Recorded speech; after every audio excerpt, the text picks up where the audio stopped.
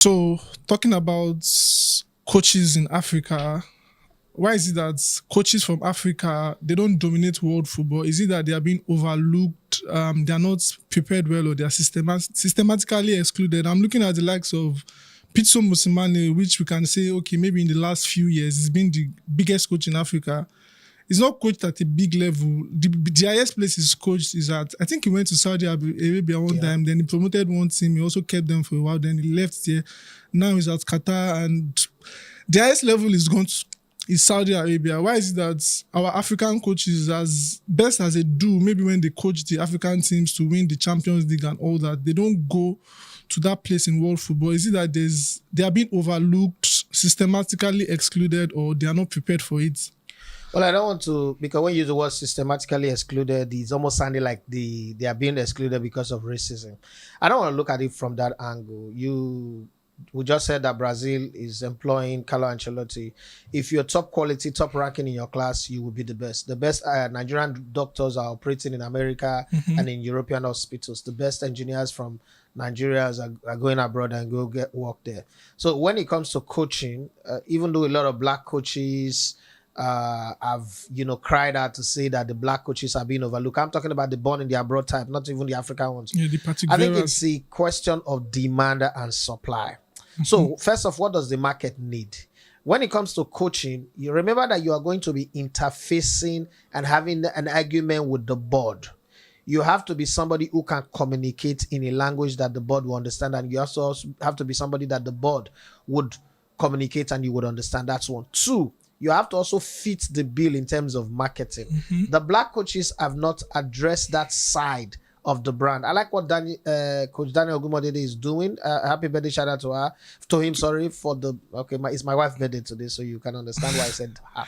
But when it comes to the demand, the white coaches that are available, we've already broken it down that 3 countries in Europe produce the best coaches: the Italians, the Germans, and the Spaniards. So you have to first of all exhaust that market before you now start saying, okay, let's go to the failure market, which is the English market. And then when you get out of that, you now say, okay, there is one in Bethlehem, because Africa now seems like Bethlehem, where they say, can any good thing come out of Bethlehem?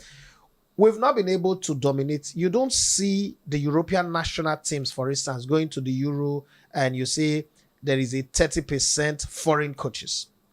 In Africa, reverse is the case. Sometimes the foreign coaches in the national team are more dominant. They are the ones who also go on to win the AFCON. When one African coach wins the AFCON, we jump over the top like it's an abnormal. We celebrate. In your own continent, your winning it is a miracle. Why do you think anybody in Europe would employ you? Again, why do we always think that the zenith of your career must be in Europe?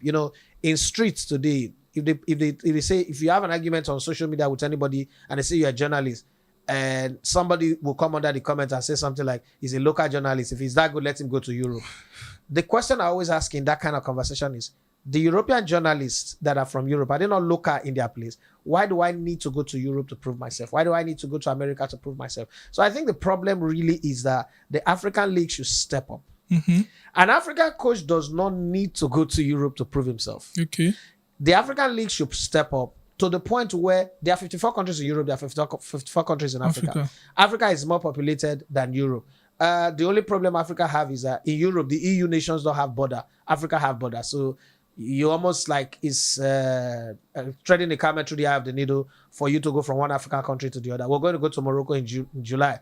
We'll struggle with visa. We'll struggle with a whole lot. We might even be denied visa, even if we get accreditation. If it is in Europe, Omar Katuba is in Germany, and he's already mapped up his plan to go to every finals, the women's finals of the Champions League, the Europa League finals, the Conference Cup finals, and the Champions League finals. All of this, it doesn't need visa. All he needs to do is get accreditation for match days. If he doesn't get accreditation, he can buy a ticket and go. But his personality, he would always get accreditation. Now, that doesn't happen here. So all of those things are the things that we need to break, the borders that needs to be broken. And then Africans should learn to trust their own. If we elevate our African coaches to the point where it becomes a normal thing for an African coach to win the African Cup of Nations, it's a normal thing for all the clubs in Africa to be coached by African coaches, and then they are doing well, whether in the league that they coach or in the Champions League, in the CAF Confederations Cup, and in the women's competition. I mean, recently people said that in the women's game, the Coach Randy Waldom, did better with the Falcons than any other indigenous coaches. You want to tell me that he did better than Paul B.A. Hamilton, he did better than Okon Flores. and all the rest, he did better than Flores Omagbemi and the rest. But it's that inferiority complex that makes us think that, if once you're a foreigner or a white person, you must do well. So the same way we now start thinking that if you're doing your job, if you've not gone to do it out there abroad, then you're not good enough. You know, you say you're working for Cool FM or Nigeria for Brilla FM, and they say it's not your made to work for BBC. BBC is a dying business. Why would I want to work for the BBC in the first place? No disrespect intended, but I want to be a hero in my country, because the Americans do not need to go work in Europe to prove that they are great. If you work in ESPN, you work in TNT or MSNBC or CNN, Fox, you're great. ABC Sports, you're great. CBS. But, we have that mentality. That's the problem. So in terms of coaching, one, we do not have a unified African coaching institute like you have in England, Scotland, Spain, Germany, and France, and Italy. We don't have that. The NIS here, you cannot. If you go through the NIS and come out, NIS cannot issue you CAF certificate, which is very bad.